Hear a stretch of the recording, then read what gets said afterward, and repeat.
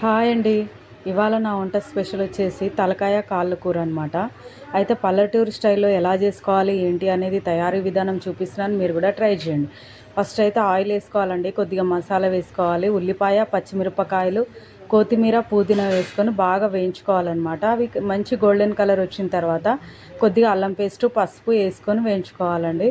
అవి కూడా పచ్చివాసన పోయేంత వరకు వేగిన తర్వాత ఆల్రెడీ కట్ చేసి పెట్టుకున్న ఈ ముక్కలు ఉన్నాయి కదా, ఇవి కూడా వేసుకొని ఆయిల్లో బాగా ఉడకనివ్వాలి. మంచిగా వేయించుకున్న తర్వాత తగినంత కారము, కల్లుప్పు, ఇంకా ధనియాలు, జీలకర్ర పౌడరు ఇవన్నీ వేసుకోవాలండి.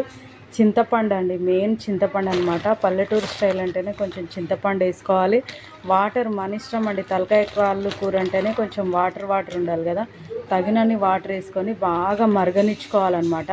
ఎంత మరిగిస్తే అంత టేస్ట్ వస్తుందండి. నేను చూపించిన విధానంగా అయితే ఖచ్చితంగా మీరు ట్రై చేయండి. టేస్ట్ అయితే అదిరిపోతుందండి. నా ఛానల్ ఎప్పటికప్పుడు మీరు ఫాలో అవుతూ